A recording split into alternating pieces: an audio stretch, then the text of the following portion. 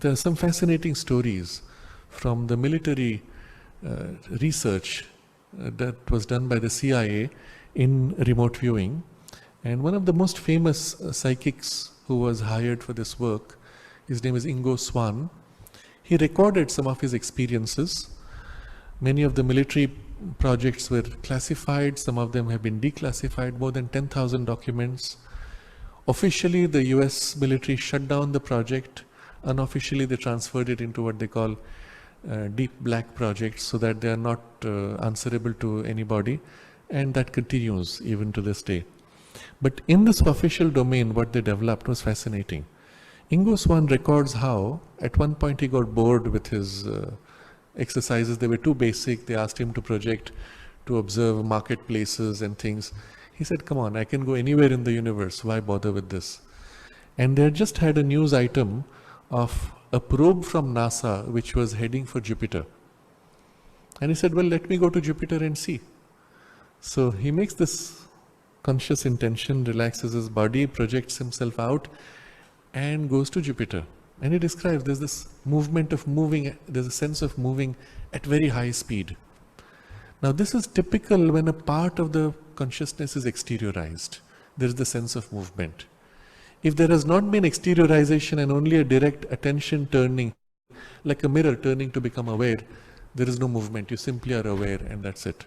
So there's no danger. But there is a partial exteriorization. He goes there, but he's able to describe physically because he's very close to the physical plane, and he finds himself standing on something which is fluid but dense. And then trying to feel the material, he said it's some kind of, it feels like hydrogen. Now what does it mean? If you had to feel something, how would you call it? It feels like, and you can only feel like something which is familiar to you. This feels like, this feels like standing on marble. It feels like I'm standing on plastic because you've already had the experience. How does he get to feels like hydrogen? So either there's a strong intuitional component or there's a part in him which recognizes by familiarity the vibration of that substance. But it feels metallic, he says. Then he looks up and he sees almost like a band of crystalline diamond-like dots sprinkled around in the sky. And so on. He describes, if I recall right, 12 different, very distinct things like this. Later the probe reaches, I think about a few months later, and out of those 12, 7 were confirmed. Subsequently, in the coming decades, a further 3 at least were confirmed. So 10 out of 12. And among them was the confirmation that the surface of Jupiter has such a high pressure that hydrogen itself is squeezed until it becomes metallic. And the scientists now describe it as metallic state of hydrogen, which forms the physicality of the dense part of the core of Jupiter. And he also describes how in the distance he saw mountains.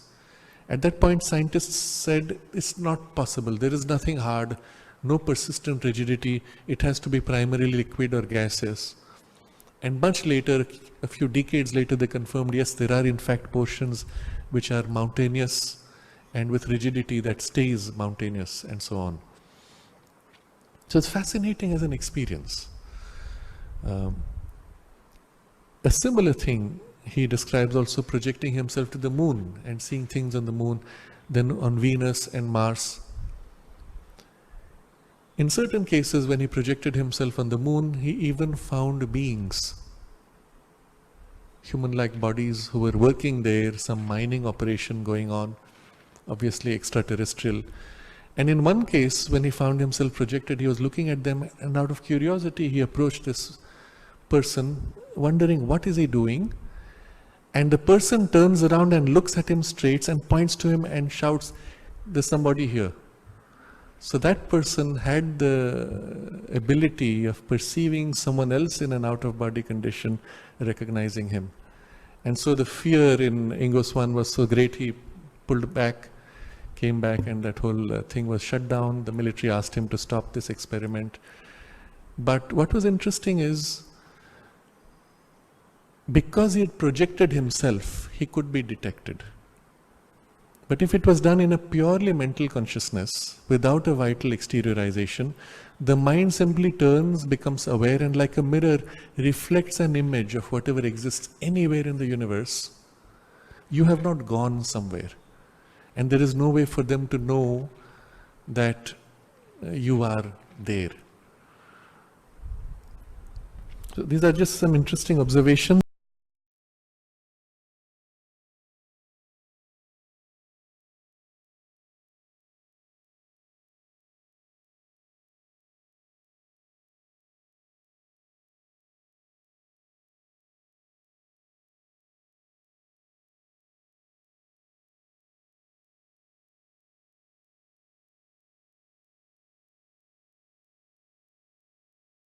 I've always been interested in perception and expanding perception, so I'd like to be called a perception researcher, but in common parlance, you have just one or two categories that you can put people in, and the psychic one fitted. Earlier on, when I was working here in New York with Cleve Baxter, I'm sure you've heard of him. Of course. The plant guy. Yes, of course. We were talking about the speed that these perceptions take place with. They're really fast most of the time. And so I was saying, who understands this kind of thing? And so he mentioned Dr. Harold Puthoff, whom I'd never heard of, who was a physicist interested in tachyon theories. So I eventually wrote him a letter, and he called up right away and was interested because he had made a proposal to find new ways of looking at information transference amongst people and things, and it just turned out that my letter sort of fell into that category. So that's how this began. And he was working at SRI, the Stanford Research Institute. Stanford. Mm-hmm. Eventually invited me out there to talk and what we call play around, and that's how we came together. Was he connected with the government? Well, Stanford Research Institute was at that time called the nation's second largest think tank. And the scientists there actually, SRI itself didn't really fund much research, but it invited top-notch researchers in and gave them rooms and typewriters to work with and things like that. But they had to go out and get their own money and their own projects.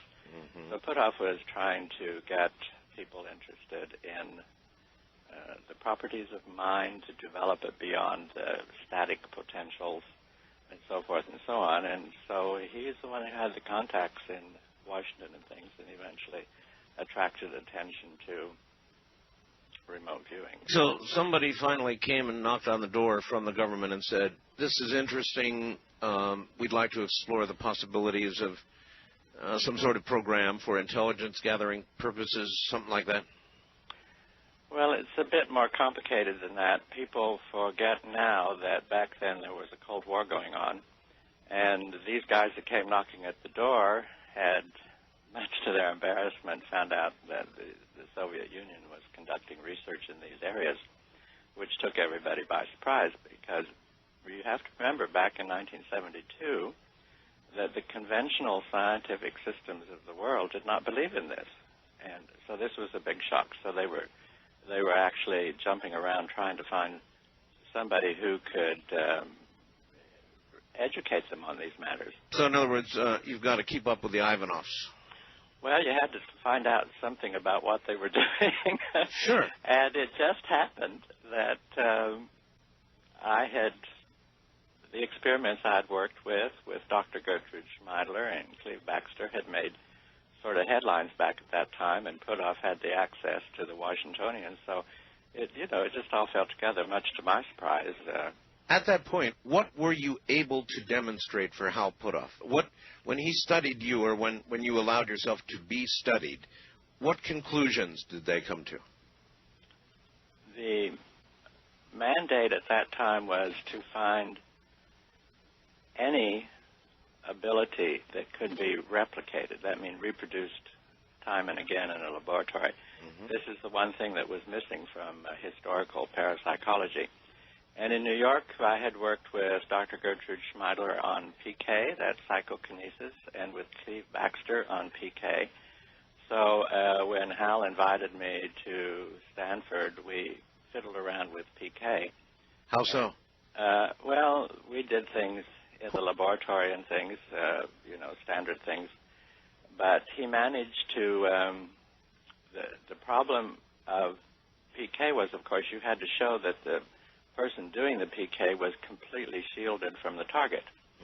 If there was any way that there could be any influencing, underhand trick or anything, then that is something that needed to be considered. So he managed to get the quark detector at Stanford University available. The what detector? Well, it was an instrument at that time that was designed to try to detect quarks, which were quarks. Some kind of cosmic particle that goes through everything, So the quark detector at Stanford University was buried in cement and aluminum casing in the floor. And so there was no way that you could say that the perpetrator of the PK could have had any contact with the machinery down there. Of course, the quark detector by its nature, because quarks are still, I think, almost undetectable, or they're still searching for quarks, aren't they? No, I think they found them. They think they found them. Since then. But nevertheless, this instrument would be highly, highly sensitive, obviously. Well, I walked into the place and I said, well, where's the detector? I wasn't told anything, And so they looked at me. There were about 9 people there, and they said, you're standing on it. And I would look down at this cement floor and everything. And so I said, well, gosh. So I drew it. I used my whatever you visualization and everything. And I said, well, I have to try and locate it down there somehow. So I did my little magic on locating it, and I started drawing it. And when I was in process of drawing it, it stopped dead in its tracks. It stopped. Yeah. It stopped. Yes, this had been running, and there was a nice sine wave going up and down. It had been running for, I don't know, months and months and months. So then if I have this straight, the drawing of it would be what we perceive as remote viewing. The stopping of it would be what is psychokinesis, the ability to affect something.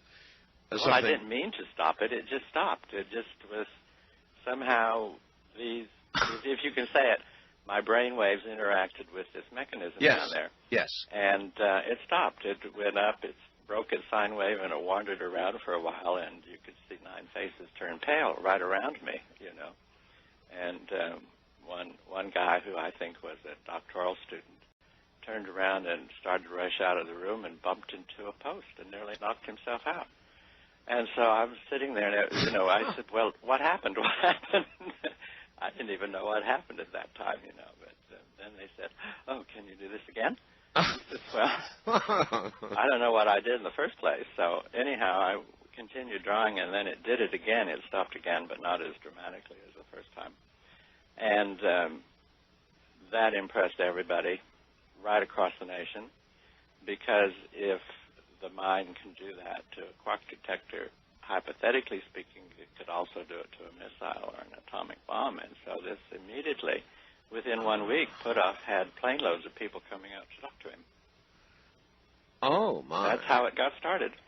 Was, at what point can you say, at what point the U.S. government began to get interested with taxpayer money? At that point. At that point. Oh, yes, absolutely. I can well imagine. Were you? Well, the evidence coming out of the Soviet Union was quite dramatic. The part of the evidence said that they were trying to train people to knock out other people mentally at a distance. And so this kind of thing gave substance to that, meaning that could be possible. So is that possible, Ingo? I think so at some point, but I would prefer to talk. That would have to be talked about in how people telepathically interact to begin with, which they do. So that's a big, larger picture. But back then, people were only interested in hardware. They weren't interested in mind, but if something happened to the hardware, then they had to take an interest. And later on, it turned out that they could be educated to accept the fact that mind is just as important as the hardware.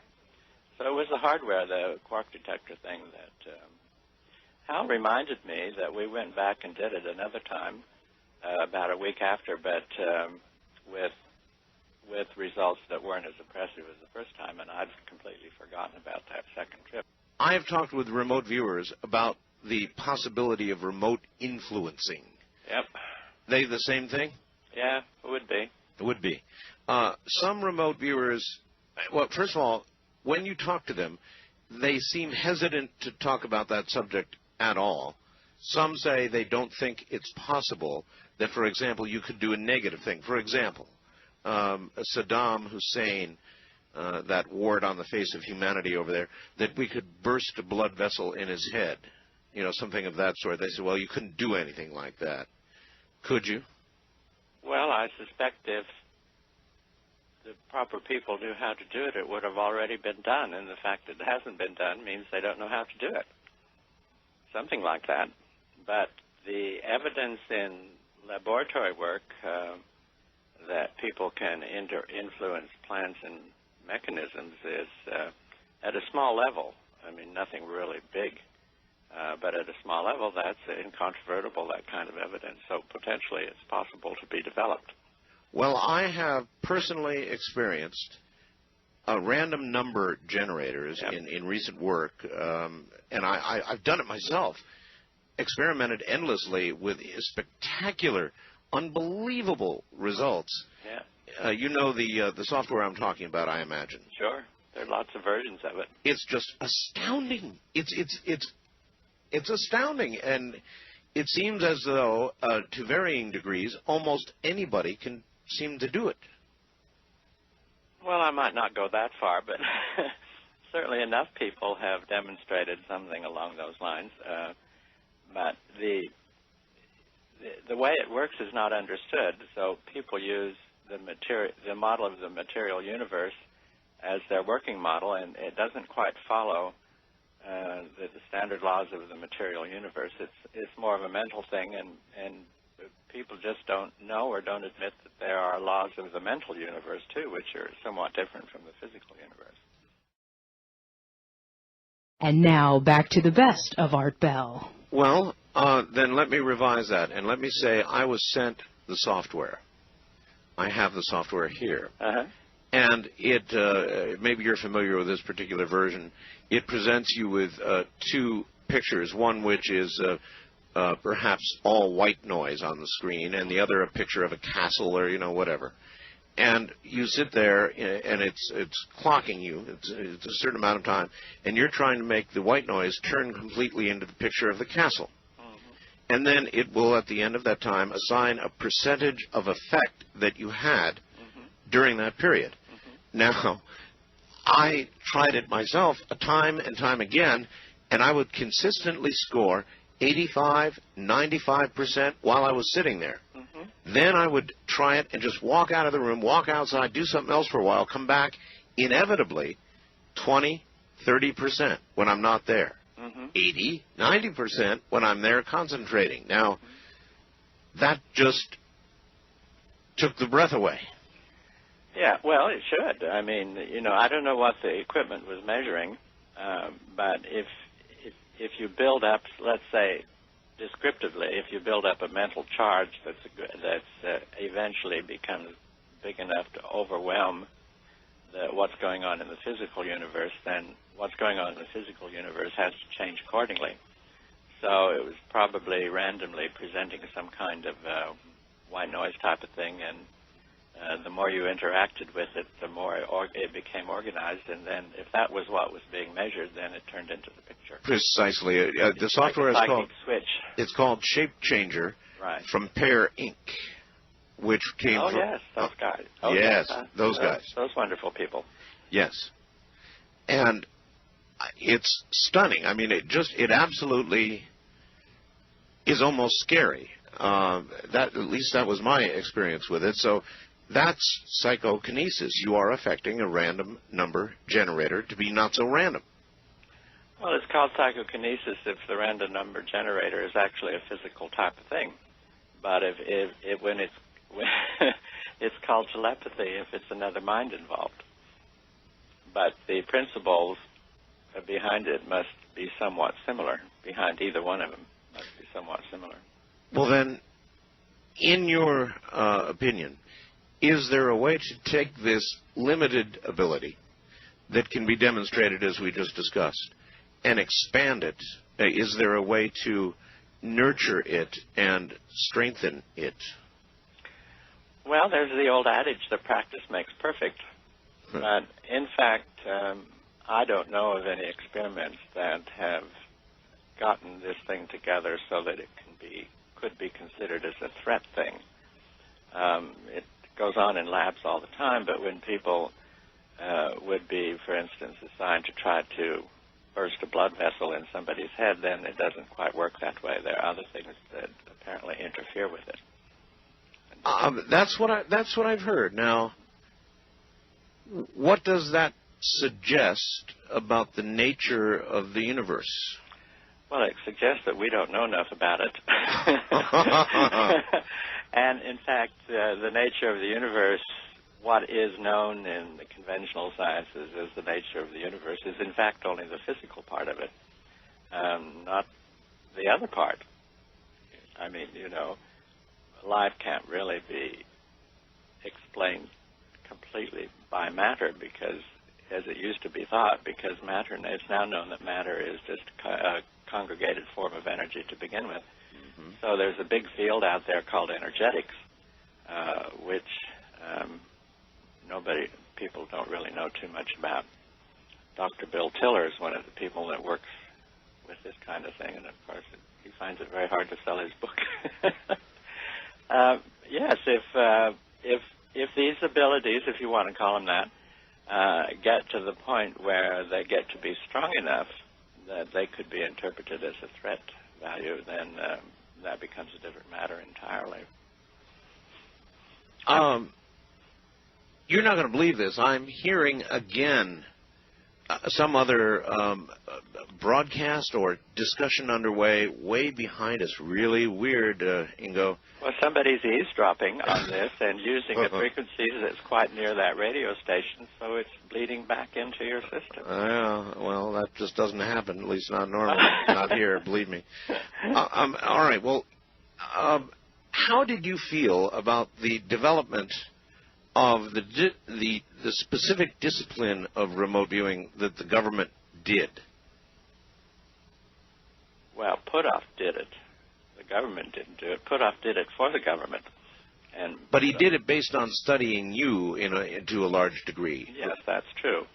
So, but see, that's what I don't understand. You're a natural at this. How did he translate your apparent natural ability to a discipline that could be developed into a program? Well, this is a long story, but basically... It's a long radio program. I have to say something now that probably a lot of people would be irritated with, but we did. You see, you have to consider the realities of the clients, in this case, the government agencies. Mm-hmm. And you have to consider actually what it is that you think you're working with. And so what Puthoff and I did was decide that whatever psychic perceptions consisted of, that they did consist of perception. So it didn't really matter if the source of it could be called psychic or not. The stuff to work with were the perceptual processes in a human being. Mm-hmm. So we converted over to perception studies rather than psychic studies. And there's an enormous, even at that time, there was an enormous literature about perception, and it was quite well understood scientifically that perception can be expanded by simply working with it. And in fact, when he and I put together our first proposals, we did it from the angle of perception because, there were going to be oversight committees and all kinds of people inspecting this, and you had to show why one would be justified for looking into this kind of perception. So we used perceptual studies, and in fact, it turned out several years later that what we were doing was increasing perception, the parameters of perception, and so we just eliminated the word psychic from it, and so forth and so on. Perception equals intuition? Perception equals anything that you can perceive. And, of course, you don't even need to call it intuition. It's only intuition if it's not based upon physical types of things, Well, is it for the regular person, the regular Joe walking down the street, every now and then, fairly intuitive people will have a very strong feeling about a decision that looms ahead in their life, yes. An intuitive feeling. Is that what we're talking about? That's the construct of processing information to the point where it becomes perceptible. If that person didn't have high stage perceptual factors working for him, then they wouldn't experience that kind of thing. As opposed to logical deduction. Right. Now, in considering perception, you have to understand that it can be closed down. There are all sorts of processes that can be used to limit a person's perceptual faculties. So if they can be closed down, such as in hypnosis and brainwashing and all kinds of social programming and things like that, these things can be reduced from their functioning. If they can be reduced from their functioning, they can also be expanded. And that was the principles that we went forward with, was perceptual studies. In other words, how far could you take it? Yeah. Apparently far enough to get funding to go for 20 years now. Yes. We were all shocked. You had to produce results, though, really fast, so it wasn't just merely hypothesis. You had to put your results where your mouth was eventually. Well, you did that, right? Or it was done. It was done, yes. It was done. One thing that I have never understood, and to this very day do not, is that the remote viewing, when we saw Ted Koppel, it was to announce we had been doing it for 20 years, but guess what? We're not doing it anymore because it doesn't work. Well, 20 years is a hell of a long time to decide something doesn't work. Oh, dear. Actually, when you think of the larger societal picture and the balance of powers and the secrecy that goes on with everything, would you want to have high-quality remote viewing admitted as workable? No. No. I was told behind the scenes as early as 1973 that even if I was told in secret or in confidentiality, that even if we did succeed at demonstrating something along these lines at Stanford, that eventually it would be obliterated because if something like that becomes good enough, then it's a threat potential against everybody's closely guarded secrets. And so, but at that time during the Cold War, you noticed that the program was closed down almost immediately that the Cold War was over with. That's right. Well, okay. Supposedly, yes. Yes. So this kind of development wasn't needed anymore because the American effort was a response to the Soviet effort, and when the Soviet effort collapsed and went away, then there was no need for it anymore in America. So now a publicity program had to get going saying, yes, we looked at it, but it didn't work, and hoping that the 20-year period wasn't noticed. Well, I ask every remote viewer the same question, and that is, if remote viewing really works, and they had to say it didn't work, then wouldn't it be logical to conclude that it's still going on, and probably even at a higher level, and almost every remote viewer says, no, politics killed it, and I just refuse to believe that. If it really works, then we're still doing it. Well, if so, it's even when we were working on it, it was a black program. Right. And it was especially after it got classified, which I encouraged it to be at that time, just to protect the people working with the remote viewing. But if it's going on, then it's a black program, double black, triple black, I don't know. But well, sure, black, so one can imagine that easily. Yep. So you don't rule out the possibility that at some level it is still going on. Oh, I don't rule it out at all, especially with regards to Japan and China. Yeah. Americans only respond to things. They very seldom take the initiative unless it involves money and territory. But interest in this is, I mean, a really big time interested in this has been going on in Japan and China for some time. Well, the Chinese are not exactly, other than some trade, our best friends at the moment. So if they're doing it, I would think that...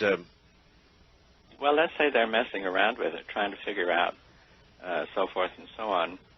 In my website, I have reviewed a book written by somebody who's quite knowledgeable in all that. I don't have it handy here. But it's a report on the kind of research that's been going on in China along these lines since about the early 1980s. And this gives one pause if you're interested in the future. I mean, it's quite obvious that whoever develops these kinds of things to a point where they become functional, really functional, are going to have an advantage over those that don't have that. That's quite clear. Well, if that's quite clear... well, it's clear to me and a number of other people. But the best way to make people not be concerned is to say it doesn't work. You know, it's the same thing as like saying UFOs don't exist and ETs aren't real. That's right. And so, you know, you can put out this social conditioning out there that simply causes people not to think about it because it's thought to be insignificant even if it does exist. So if it becomes, the point when it changes from being insignificant to significant is the make-break point between what's going to happen about it. Gotcha. Hold on, Ingo. We're at the top of the hour break. Ingo Swan, the father of remote viewing and a great natural intuitive / psychic / whatever words you want to put to it, perhaps one of the greatest, is my guest.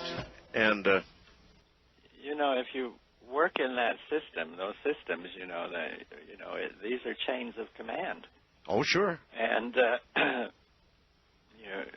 one of the things that we came to grief over was these chains of command sent down that you're supposed to research this and that. And I would say, well, there's no use doing that because it's not going to result in anything, and I refuse to do it. And were these bureaucrats? Oh, they were bureaucrats. They were military people. But there's chains of command everywhere, and people that are putting up money like to get what they think should be done. But I'm not going to sit around and waste my time just trying to fulfill a mandate like that when it's real to me that it's never going to get anywhere. So in other words, put simply, a few times, you told them just to get screwed. Well, I left SRI about 5 times. Five times? Over this issue. And I said, I'd really rather go back to New York and write a novel and try to earn some money or something, and I'm an artist. I just as well take this time and paint. Well, I once got fired by a boss 6 times. Yeah. So there you are. Ideas of your own. In other words, avenues of research that you wanted to pursue that they were not interested in. I would take it to mean that. Well, it had to be one. You see, in the early 70s, the only frames of reference that most people had for these kind of things were drawn from science fiction. Nobody sat around and read boring parapsychology periodicals and things like that. So they had these science fiction ideas, and that's what they were thinking they were working with. And I says, well, we have to change that right away. In fact, I once gave a presentation in a place I don't even think I should mention here, and say you can't get anywhere if you're going to think of this in terms of science fiction. You have to think of it in terms of real phenomena, and real phenomena are acting differently from how these things are presented in science fiction. So, Did you scare the people you worked for? sure. I mean, I didn't set about to do that, but, you know, for instance, all through 1973, 72 and 73, people would come from Washington to talk with Puthoff, but they wouldn't want to talk with me. They wouldn't even eat lunch with me because they were afraid I could read their minds. Could you? Well, sometimes. And I said, well, you know, what can I do about this? So I had to eat lunch alone. You know, I had to go to this little cheapo cafeteria while they sat in the dining room over there and talked about me. Well, that's going to engender some resentment right there. Well, I don't care. I mean, to hell with resentment, you know. You know, if there's going to be resentment, you know, everybody's supposed to row the same boat on a project, right? Sure. And if they don't do that, I'm going to go watch the grass grow somewhere. Well, remote viewing, for example, finding a weapon system in a foreign country, Yes. that's one thing. Drawing it, perhaps locating it, but sitting down at lunch or any other venue with somebody and essentially reading their mind, that's... Oh, I mean, these chains of command are just terrified of telepathy. And, you know, I review that situation in my book, Penetration, which it's just they're terrified of it. They don't want telepathy.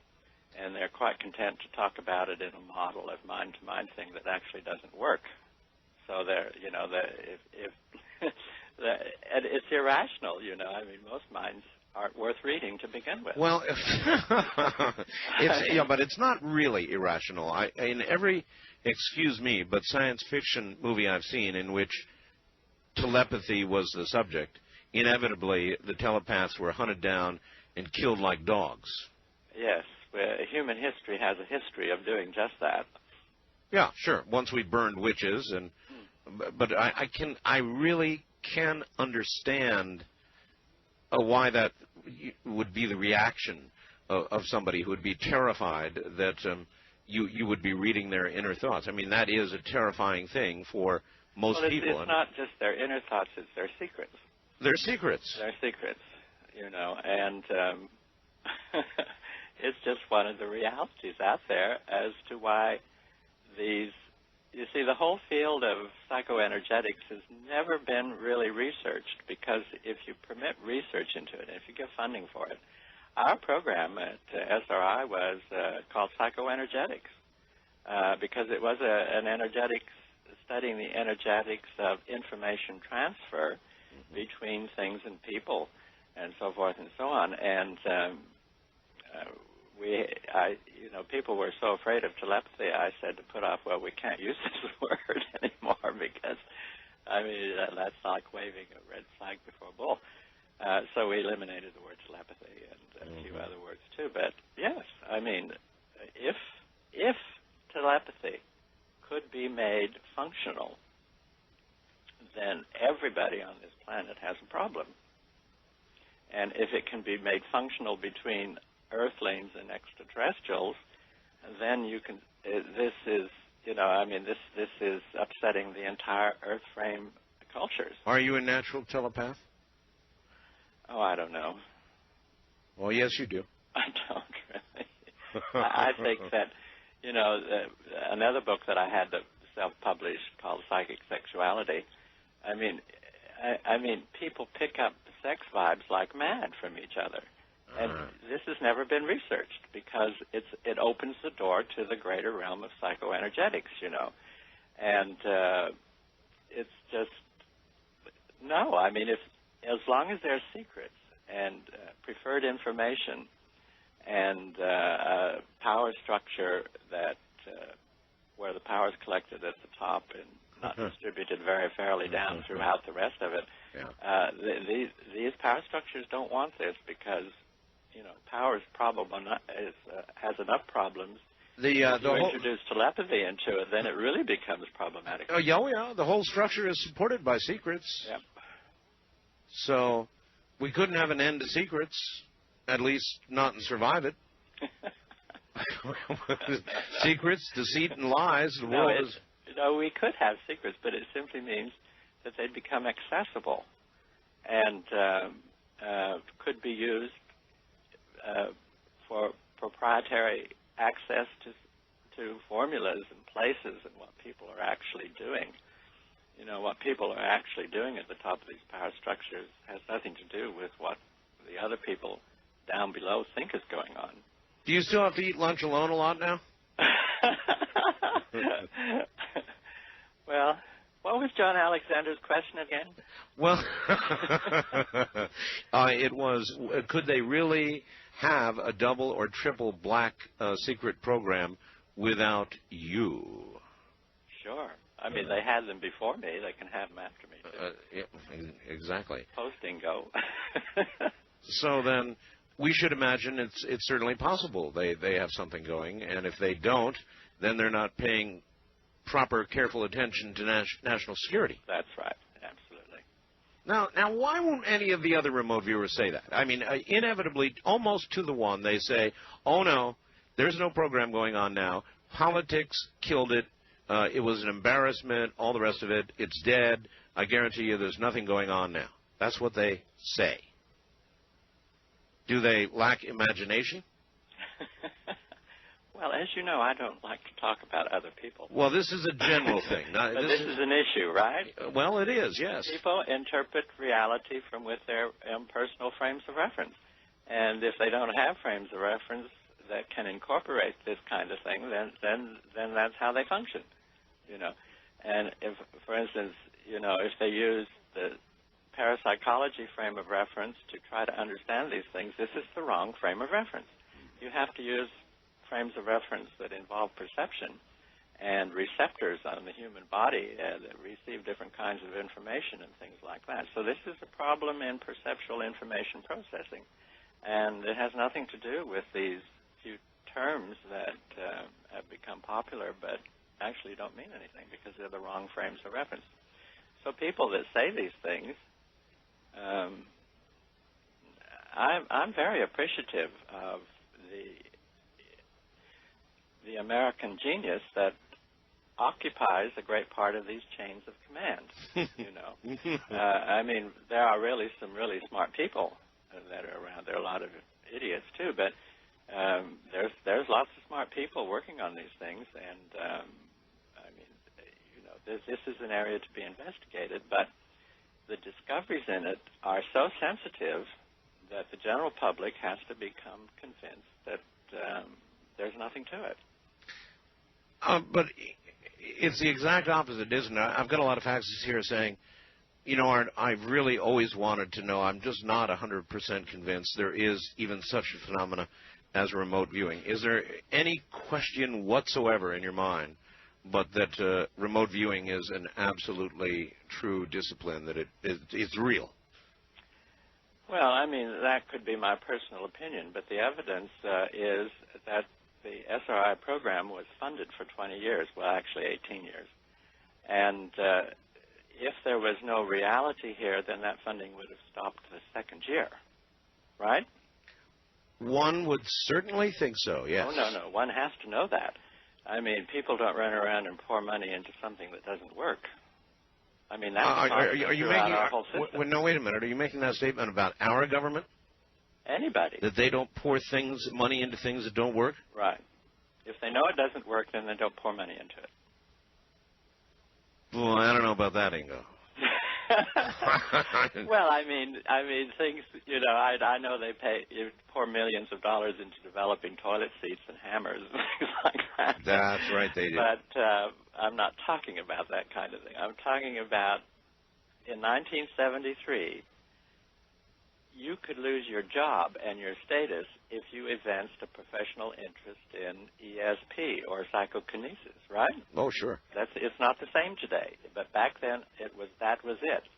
And in fact, the greatest worry of the executives that took the decision to support our program was how they could cover their asses against this accusation of dealing in irrationality. So we had to produce the evidence that it worked right from the start. And it was only that evidence that can explain the long investment of the various agencies that kicked in money for it.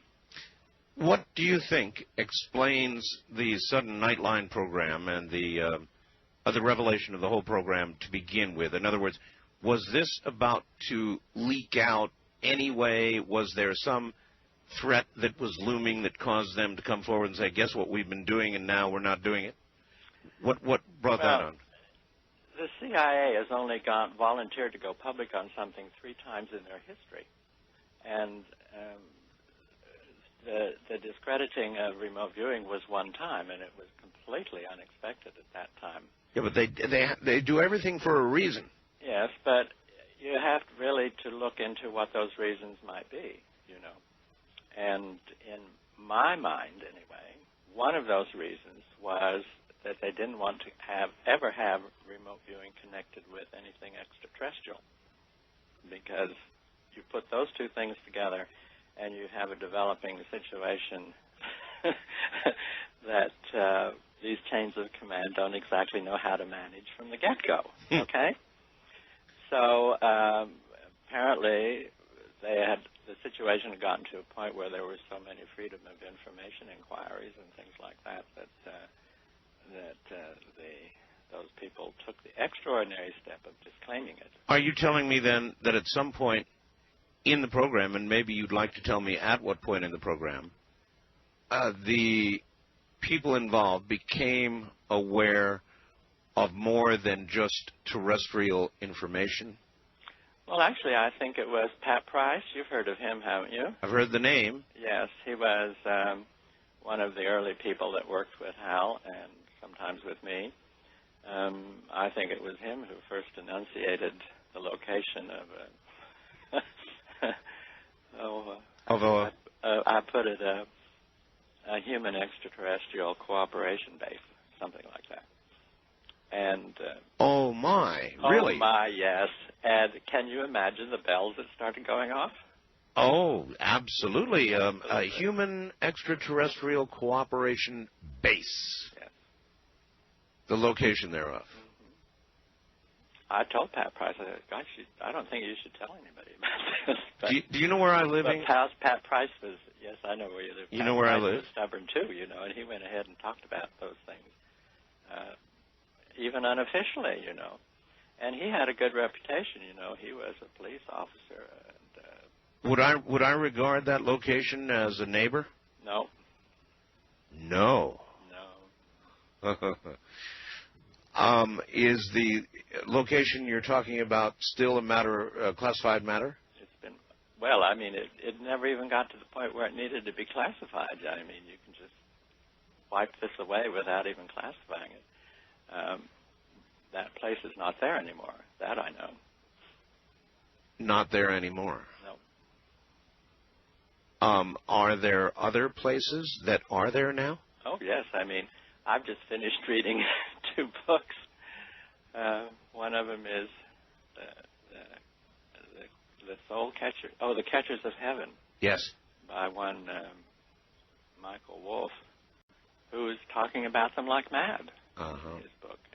And all right, back down to Ingo Swan after that last little bombshell. I would like to ask Ingo just exactly how much do you know about human extraterrestrial intercourse, intellectual or otherwise? Well, 50% of what I know is I put in my book, Penetration, the question of extraterrestrial and human telepathy. That's right. It's called penetration, isn't it? Penetration. That's what secrecy's all about, man. You know, keep it from being penetrated. This is your latest book? No, I had written a number of books which no publisher would touch with a 10-foot pole.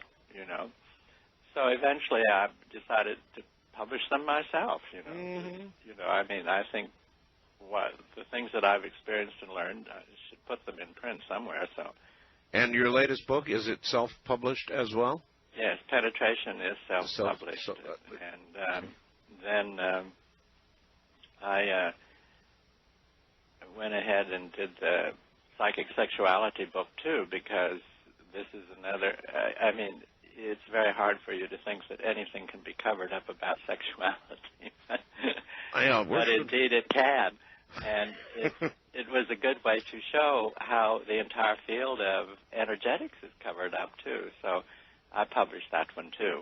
All right, then give us just a sort of a 101 on human ET contact. Is it extensive? Has it been going on a long time? Are there a lot of bases? People have a lot of questions about this, Ingo. Yes, I know they do. The only thing I can do is,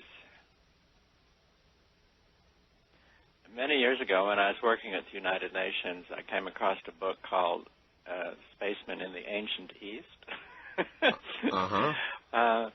And I wrote to the author, who's, I'm sure, deceased by now, and carried on a correspondence with him, you know. And he had tracked the historical story of ETs coming to Earth.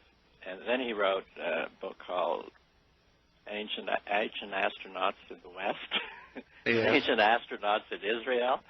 And, it just went on and on and on. And I said, good heavens, you know. And the thing about this book is that this guy learned 9 languages in order to read original texts and things like that, and he gave the references. Now, more of Coast to Coast AM. So I checked out some of the references, and they were there, you know. So this is a well-researched document. He couldn't get his books published in the United States. He got to be quite famous in England and in Europe, and especially in Italy for some reason. But there was one version of Spacemen in the Ancient East published here in the United States, and then after that, no publisher would take his books on, and he wrote about 10 of them. So, you know, I said, well, why is it that these books won't get published in America? And at the bottom line, they're just too revealing, right? I mean, you know, they say the right things. They do the right history. They document it and everything like that. So I said, well, there's some kind of cover-up going on here, you know. I mean, powerful people do have control of book publishers.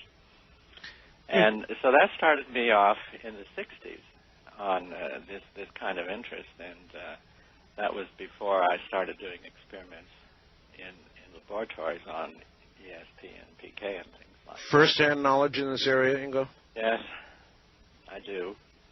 It's really strange. That's okay. This is the home of strange. This is the home of strange. Yeah. Well, in 1975, I found myself invited into a very strange remote viewing thing. When the whole story of that is the first part of my book, Penetration. And it turned out this was really, really strange, the way it went about and things. But it turned out that the guy involved was very obviously part of a larger system having deep concern in extraterrestrial matters. He wanted me to remote view certain locations on the moon, of all things. So I did that.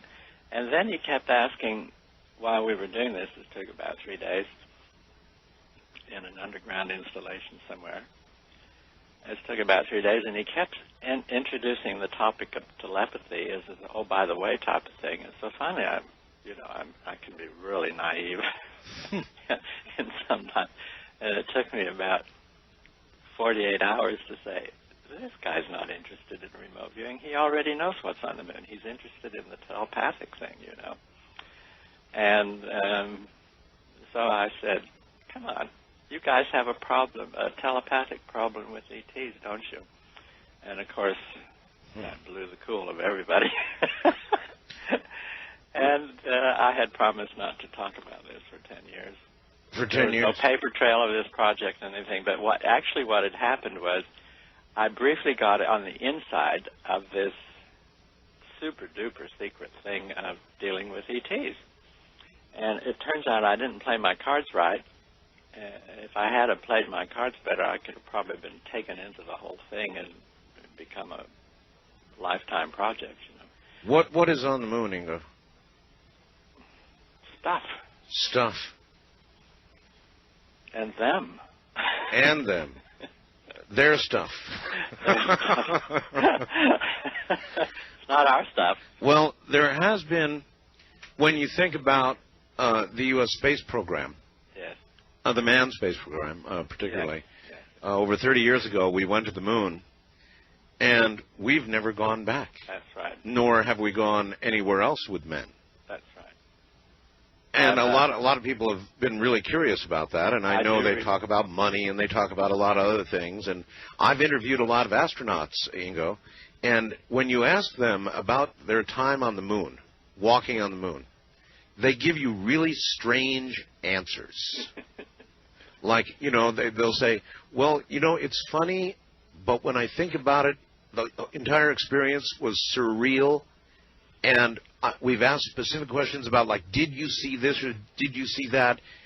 And there's sort of a stutter-step hesitation, and they'll say, no, but it could have been there, and I could have not seen it. I was in such really? Did they go that far? Yeah. Yes. I've never heard anyone go that far. Yes, oh, I have. Well, you're on the pulse of things, and I'm not.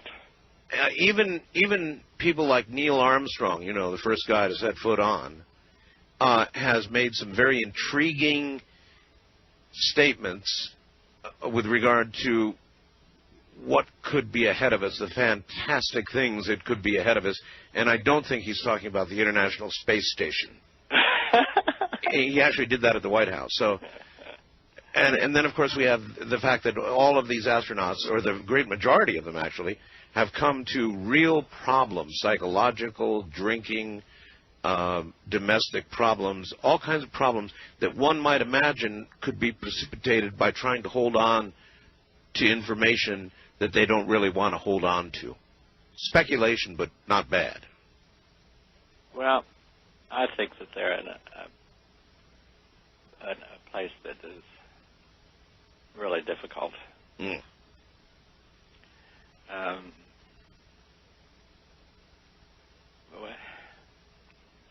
You know, let's say if there's stuff on the moon that isn't ours, then there is a real problem. And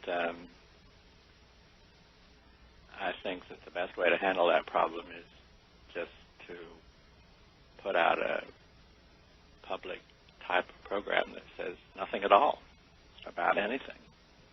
Well, they've done that. Yeah, they've done that. No, they didn't go back to the moon after a certain point. In fact, they left 3 fully developed manned landing things on the pads and never used them.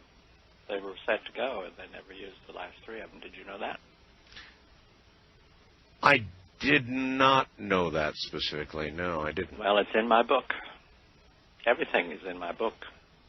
In other words, I shouldn't say everything, but things like that are in my book. You know, I mean, all right, when you put the pieces together, you come up with a story, right? That's right. Okay. So the way to not come up with a story is to prevent the pieces from being put together. I love reading between the lines, and boy, you sure have lots of good reading between those lines for us. To get your book, or any of your book, by the way, what would you recommend as a first book for people to read? What would you like to have them read right now? Well, I only have 2 available, and I think they should read both of them because actually they're on totally different topics, but they're interrelated. The first one is called Penetration, the Question of Extraterrestrial and Human Telepathy. And the second one is called Psychic Sexuality, the Biopsychic Anatomy of Sexual Energies. And they both cost $18.95. $18.95. All right, I've got the phone numbers, Right. so let me give them out. Are these phone numbers that I'm about to give out, getting pencil, I hope everybody in paper, are these phone numbers day and night, or just day, or what? Well, right now they're being manned. Oh, operators are sitting around and waiting. Yes, and they're both toll-free. Well, then let's make them earn their money. So if you would like either one of these books, folks, you can call one of 2 toll-free numbers. One is 888-453-4046. That's 888-453-4046, or 877 877-565-8391. That's 877-565-8391. If one is busy, try the other. And you might want to grab actually both books. Ingo, I've interviewed a lot of people about apparitions and ghosts and things that are inexplicable. And in almost every case, it seems that these apparitions, psychokinetic occurrences, inexplicable occurrences of all sorts, seem to occur around young teenage girls. But that's not true. Well, according to some people, it is. And I know. I mean, Freud and Jung noticed that this in the presence of teenage girls, and are you hearing that, Ingo? Yes, they're back. Unbelievable.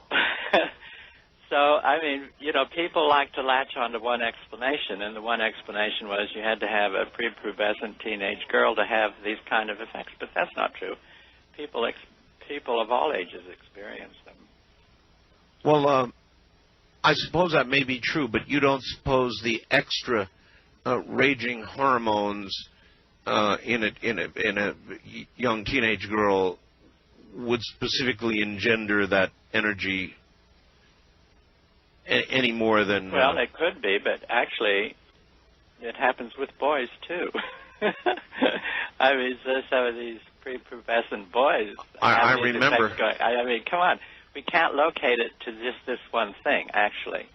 But actually, if you have disturbed sexual energies, these are very powerful energies, and they could kick anything off. And it's just that I sort of resist limiting it to what is just hearsay.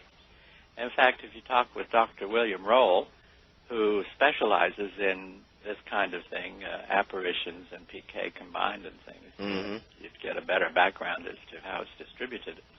The thing is that people who are more mature probably don't report this as much. It doesn't become I mean, they're afraid to report it because they're going to be thought of as crazy. I know. But parents who have a disturbed daughter or a teenager would likely take them to a shrink and say, fix this. And that's why it's more visible there. So sexual energy, then, is immediately transferable in a psychic manner, or can be detected very easily psychically, or... Well, haven't you ever detected somebody's vibes, sex vibes? Oh, yes. Oh, yes. I mean, this is the point I make. Here's the tip of an iceberg about psychoenergetics, If there's one thing that can't be accounted for in materialistic terms, and that same thing can be picked up by just about everybody, it's sexual energies. And it's just, this is the one common thing that most people share in common, but it's never been researched. In fact, researchers who've embarked upon it have usually been burnt at the stake, so to speak. Well, wouldn't most medical doctors say it's something that's given off, what do they call them? Hormones? Pheromones. Pheromones, thank you. Well, I mean, for many years, the conventional scientific establishment denied the existence of human pheromones. That's true. That's true. And it's only right now that I'm beginning to see articles, I subscribe to science periodicals and things. But now it seems okay to think that humans do have pheromones, especially in the armpits. The armpits produce these things. Really? So if you sniff armpits, you can sniff pheromones. And I mean, I have a Science News here that says this, And so, I mean, you have to, what you read is not the truth, usually. And so you have to have a big input from a number of different sources to get a bigger picture of these things, So yes, but pheromones essentially can be smelled by the nose. In fact, there's a series of receptors that have been discovered in the nose, and I happen to have this list of recently discovered receptors. And at the top of it is receptors in the nose, sensing systems that smell emotions, and that can identify motives, sexual receptivity, antagonism, and benevolence. Well, how do we delineate, though, between the attraction caused by armpits and the brain? I don't know. I mean, I don't know everything, but the fact is that the nose does more than smell smells. It smells emotions. And fear. And fear, yeah. You know, and these were all called forms of ESP before. But in fact, there are physical receptors in the nose that do this. So you have to depart from what was thought in the past and find out what's being discovered in the now. Ingo, you know, one of the great interests in my life has been the concept, the idea of time travel. And I have been told by many, if not all, the remote viewers that remote viewing, the present, is only one of the things you can do. That, in effect, time travel or viewing into the future or into the past is equally possible. Would you agree with that? Hypothetically, yes, but there's evidence for that. And in fact, do you mind if I review some experiments at SRI? Oh, not at all. Go right ahead. One of the persons that was being a subject out there was Hella Hamid, who is a really wonderful lady. And she was doing, this was back in the early days when the Puthoff and Targ were doing outbound experiments that were called outbound remote viewing experiments. And this was, they would get 6 sealed envelopes, and they'd have to drive 2 miles from SRI and then use their calculator to randomly select one of these targets and open the envelope and go to that place. And the subject back at SRI at a given time was supposed to describe the place they were at, right? Right. Did you follow that? Sure. So I had done a series of those and got tired of doing them, and so they got Hella Hamid and a couple other people to try this. And Hella was very good at this. You know, she was really terrific, but she was also a stubborn person. And one day they came in, and she was, I know she told me that she didn't want to do the experiment because she had an appointment having to do with getting a show of her photography at Stanford University. So I says, well, I don't know what to do about it. It's up to you. So I left them alone, and pretty soon Puthoff and Targ came running into my office and said, Hella says she already knows what the site's going to be. What are we supposed to do? And I says, well, have her tell you what the site is, you know. So Hella did that, and then took off for her appointment. So then Puthoff and Targ had to go get in their car, and they drove 2 miles, and then they opened up the envelope and went to the site. And it was the matching of Hella's description and her drawing with the site was simply uncontrovertible. So she had viewed some site that had not yet been selected as a site. Well, that's and time this travel. is where we got the idea that remote viewing experiments could be front-timed to go somewhere in the near future, or back-timed to go into the past. Well, now, wait a minute. There's one other possibility, of course, and that is that it was telepathy. No. Well, I mean, you could say that, but Puthoff and Targ didn't know what was in these 6 envelopes at all. These were generated by actually Dr. Bart Koch's office, who was the head of the physics department at that time. And they were put in sealed envelopes, and I think that there was like 100 of them altogether. And when 6 of them were needed, his secretary went and just pulled out 6 randomly. Randomly, oh my, really? And then gave them to Puthoff and Targ, and then they had to go 2 miles in order to open one. So, I mean, the telepathy thing explanation doesn't get very far. And that would be Hal Puthoff and Russell Targ, right? Yes, okay. It would be, yes. Right. And so, I mean, there's always been evidence. I mean, this is what intuitives do. They see the future, right? I mean, they see something in the future. And so here was Hella Hammett had just seen something that was a future thing that was really quite unexplainable, except by hypothesizing that the human mind or something in the human system has the ability of knowing what's going to happen in the future. What then does that say to us, if anything, do you suppose, or would you speculate about the nature of time itself? I don't know that. You know, time as we conceive it is a very arbitrary thing. It's very difficult to integrate time into this. You know, I'm stupid about these matters anyway.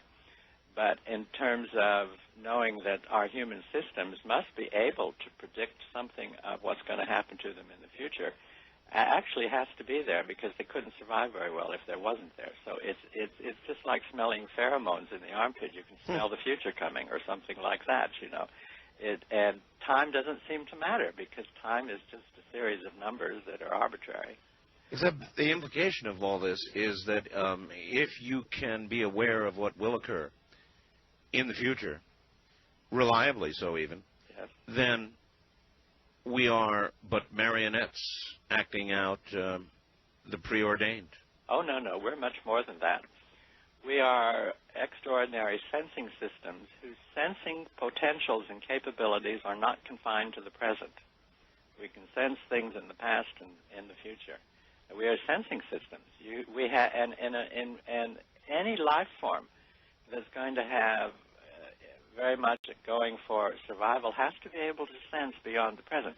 And you've got to understand that what we call the present, the now, although it seems really big to us, is but a flickering moment between the past and the future. You bet. That's all it is. And so you have to think of time streams. You don't need to think in terms of past, present, and future. That something is streaming, and we're part of that streaming.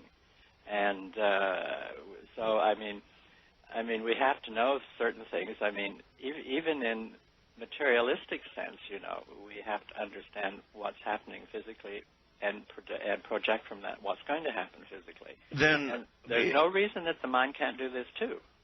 Then could it be changed? In other words, could you view a future event and then change that event by your action?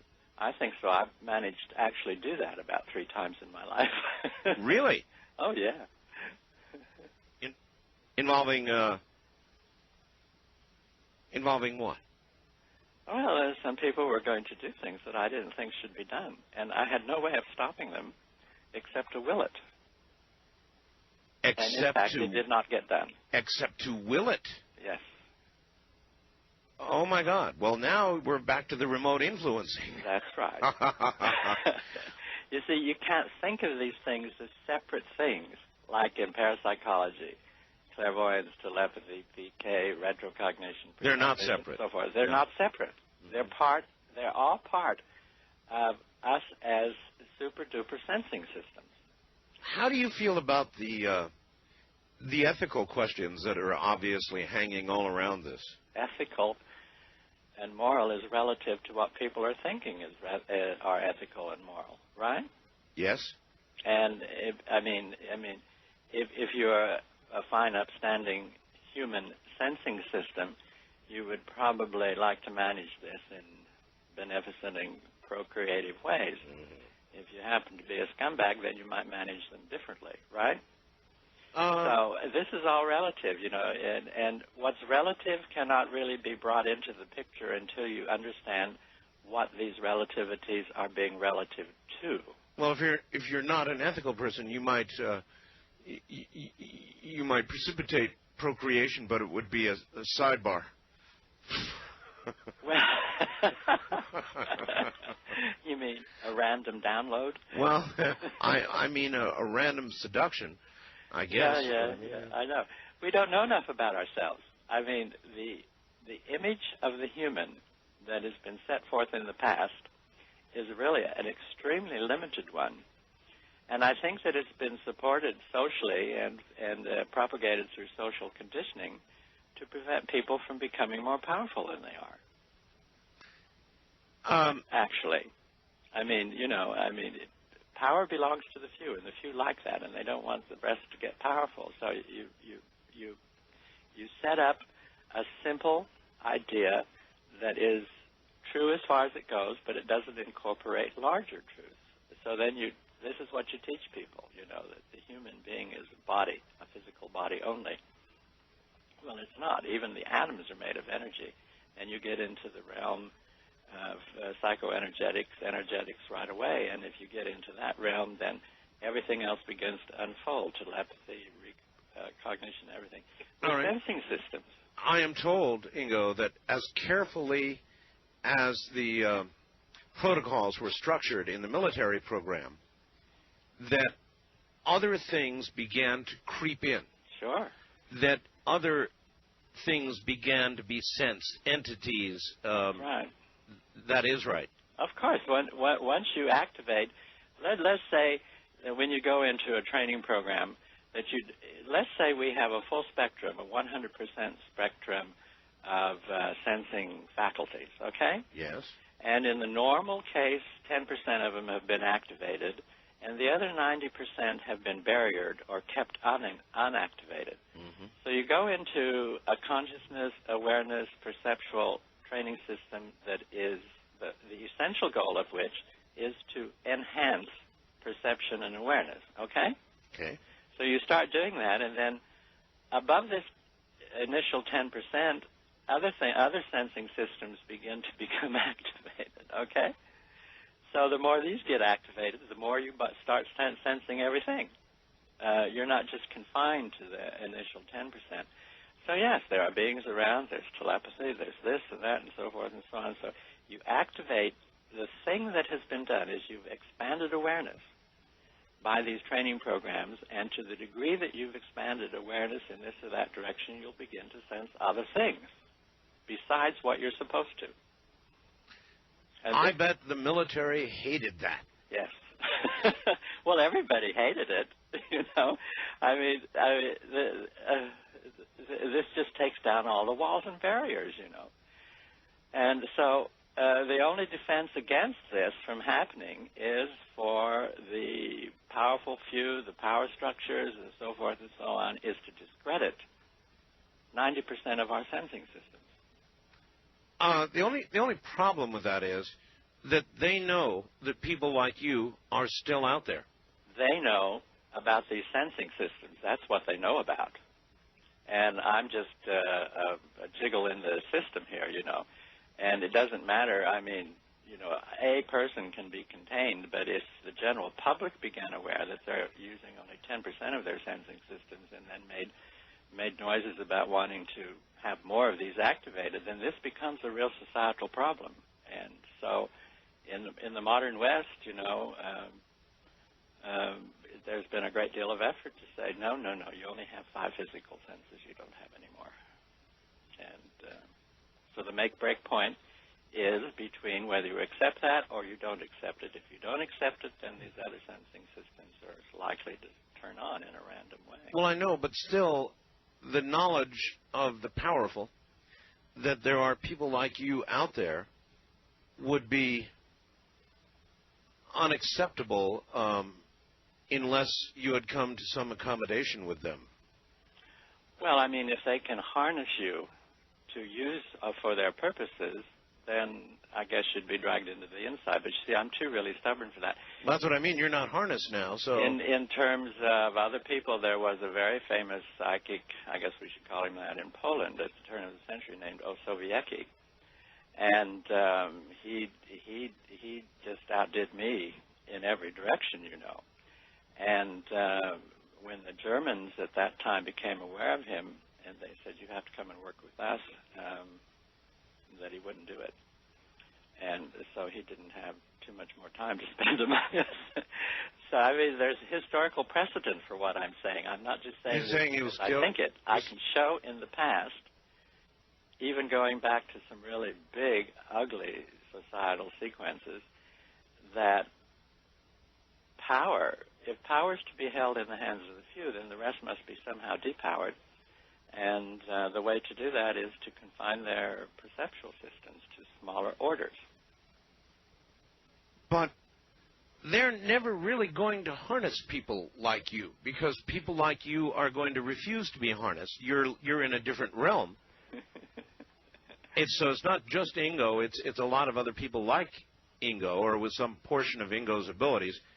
Well, once those abilities are acquired, the rebellion is almost a foregone conclusion, isn't it? Yes, they know that too. I mean, this is not new. I mean, inside power structures, this is not new. This has been a problem since Greek times, you know. I mean, the prophetesses survived as long as they worked for the state, okay? Yeah. If they did not work for the state, then they were eliminated. So there's a historical stream of this that goes on through. In modern times, you come to some sort of accommodation with them. You're still here.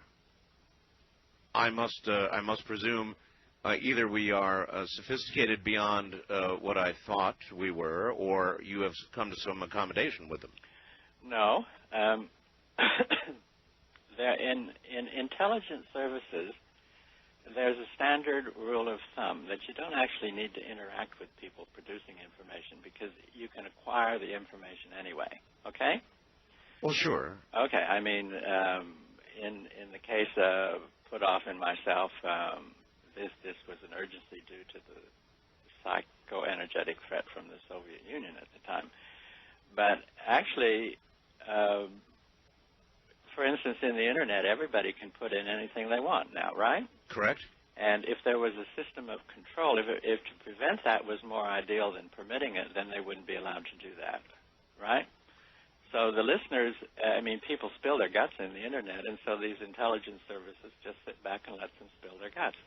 So in my case, I've been told that I'm free to do what I want, because they'll find out about it anyway, and they can use it. Maybe it's useful. Yeah, it's when you become a threat that they become concerned, and I'm not a threat to them, because everything I've talked about already tonight is already more or less in the public domain anyway. Well, that's a kind of accommodation, isn't it? Yes, it is. Yeah. All right, a quick note, a very important program tomorrow night, and I will be here live tomorrow night, Friday night, Saturday morning. I will be here. So you might want to just sort of make a mental note of that. That's a program you don't want to miss tomorrow night. Now, Ingo Swann has a couple of books that you really should read. And, I mean, you really should read these books. To order them, you can do that right now, actually at this moment. The lines are staffed to take your orders, and the phone numbers I am going to give you now, so you should be writing one of them down or calling, actually. It's a good time now to call. I don't know how much trouble you're going to have getting through, but give it a shot. Here they come. 1-888, these are both toll-free numbers, 453-4046. That's 888-453-4046. If that one is busy, try 877-565-8391. That's 877-565-8391. If you want to read more about what you're hearing about, obviously this is the way to proceed. Now, Ingo, you specified when we talked before the show that you didn't want to talk about any other remote viewers specifically, and I respect that, and I understand that. But I do want to ask this. There is an incredible amount of dissension, backbiting, angst, difficulty between many of the remote viewers. What do you attribute that to? Well, it's an extension of what goes on in parapsychology itself. If you think there's dissension somewhere, you should get into the middle of parapsychology. And I've discussed this with Dr. Charles Tart, for instance, who is a well-known parapsychologist and everything. I mean, why is there this dissension? Yes. And he admitted he didn't know.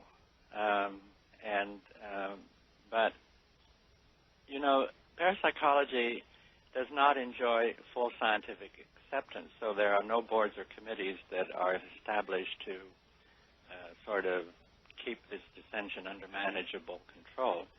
And there's certainly nothing like that in the open field of remote viewing either. So you have people doing what they do, you know, trying to claim territory and things like that. My position is, in terms of the general public, that any remote viewing is better than none at all, because even bad remote viewing you learn something from. And I think that if remote viewing is going to be of interest to the general public, then the general public has to deal with it. I don't have to deal with it anymore. I'm retired, okay? Yes. And I respect anybody who undertakes to make sense out of remote viewing and all of these other things. I think probably some of them have limited frames of reference and don't build a bigger picture of things, but that's irrelevant in a way, because people have to deal with something themselves in order to gain realities about it. It's that simple. For instance, you can't read any book and think you've gained any reality. What you've gained is maybe a bigger frame of reference to consider matters under. So it's hands-on, and those people that took remote viewing into the open field, I think it was a very brave thing of them to do, but they have to deal with it, not me. And now back to the best of Art Bell. During the military remote viewing program, were there any people who lost it, who could not handle what they were trying to do or the information they were receiving? It's another way of asking, I suppose, whether for some individuals it would be dangerous. I personally don't know anything of that kind. In fact, the military part of this only started at about 1980, and so there was 10 years preceding that, okay? Right. When this was all being developed. And we called for volunteers at SRI to do remote viewing experiments. You know, we got 200 volunteers, and all of them were extremely enthusiastic. And the enthusiasm, you see, one of the reasons why I don't think I should be called the grandfather of remote viewing, I don't like the idea of being a grandfather anyway, it's forgotten that in order to make remote viewing something that amounted to something, this involved over 500 people. And most of them just devoted their guts and blood to making these issues real. And if you say I'm the grandfather of remote viewing, or Hal Puthoff is, he deserves the title, I don't. But if you say either one of us are, then you're obliterating the efforts of these other 500 people. And I don't think that's fair, because they worked their guts out, you know, and they resisted the bad press, they resisted the bad publicity, they resisted getting fired because they were involved, and so forth and so on. And our experience at SRI was consistently that anybody who got involved in it was really enthusiastic and had no problems at all in handling what they got engaged in. The problem came before, when people were afraid that their minds were somehow going to be altered. Sure. And if this was a strong point, they weren't accepted as a candidate for experiment. Because, I mean, you don't need to deal with that, you know, when you have enthusiastic people who say, you know, well, you know, I'll do anything to learn more about myself, for instance. Other things that were, other programs elsewhere that were invasive and forced things in and so forth and so on, I think there were some bad reactions. But this cannot be said of the SRI program. Absolutely not. Andrew in Phoenix asks the following of you. What was the scariest, strangest remote viewing session or incident you ever participated in? Oh, you know, Puthoff and I had to agree to do what were called operational targets. Yes. For the funding parties, and we did hundreds of them, you know. And the most awful one had to do with a target in what was then East Germany, and they couldn't tell what was going on from the surface, from photos and things, you know, fly over satellites. Sure. And things. So it was assigned, I didn't know whether, it was just assigned by coordinate, and underground, on top it would seem like a prison, but underground it was a biological experimental station of all these terrible diseases and drugs and everything. Human biological experiment. Oh, yes. It was just dreadful, and I can almost start weeping again. I ended up, this was just so horrible that finally I just broke into tears, and this was terrible, terrible, terrible. In remote viewing something like that, how much transference of the pain and the horror? Apparently, there's a lot. It can be almost complete. Early in my career, I worked with the New York Police Department to help solve crimes. Yes. And when you came across victims that had their throats slit and their hands cut off and things like this, remember, you can view it, if you can remain objective for these things, you can sort of detach, but if you start experiencing what the victims went through, then your whole system thinks that's what's happening to you. And so after 2 years, I said, hey, guys, I can't do this anymore. You have to use these. At that time, there were 3 female psychics in New Jersey who could tolerate this. And I said, you have to use them. I can't do this anymore. I'm not built that way. Huh. And even though I had a background in biology, I used to draw autopsies at the Salt Lake City General Hospital while they were being done and things. But there you remained objective. You didn't sense the sensations and so forth and so on. So, no, this East German thing was just awful, because actually it was the first time I'd ever seen anything like that. And the extent of it, and the smells in these underground chambers were not to be believed. All of that came through. All of that came through. It was just terrible. Ingo, I'm looking at my own website right now, and I know you say you've only got 2 books, but Penetration is the first one listed, Penetration, the Question of Extraterrestrial and Human Telepathy. Mm-hmm. But it's followed by The Great Apparitions of Mary. Yes, that's still in print, but I didn't publish that myself. An Examination of the 22 Supernatural Appearances. That's still in print, and in my website, where that can be ordered from is in my website. Also Amazon.com, by the way. Oh, is it? Oh, yes. Oh, great. You didn't know that? Well, actually, my royalty statements don't reflect that. Well, they will soon, as well as Purple Fables Quartet. Yes, that's still in print. On Amazon. Opening to the Infinite. Human Multidimensional Potential. Are you talking about your Nostradamus factor? I'm talking about a book called Opening to the Infinite. Human Multidimensional Potential. Now, that's not mine. That's not yours, huh? No. Well, then I don't know how we got that up there. You're right. Well, now, wait a minute. You did, I see how it got up there. You did the introduction to that book. Oh, yes. Right? Oh, that's Alice What's-Her-Name's book, yes, my that's dear right. friend. That's right. Yes, she passed away. I see. So that's how it got up there. All right, well. I did the introduction to that. I'm very interested in the apparitions of Mary. What work did you do on that, and what can you tell us about that?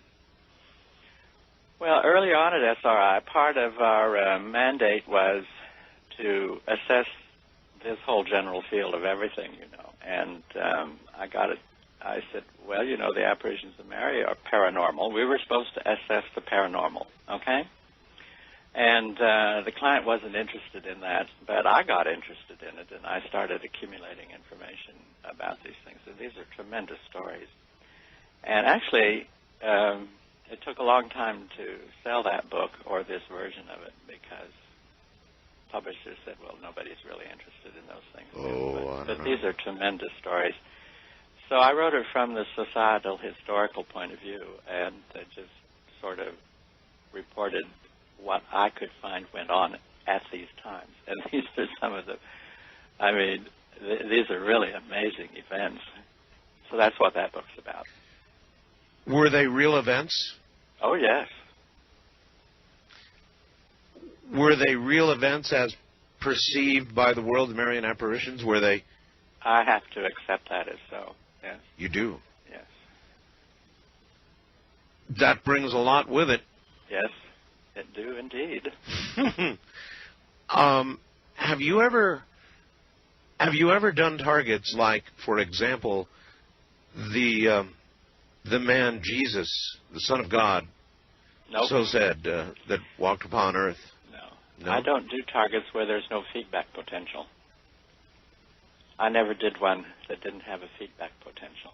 If you don't have feedback, then you don't know what you have. You know, anybody can say anything.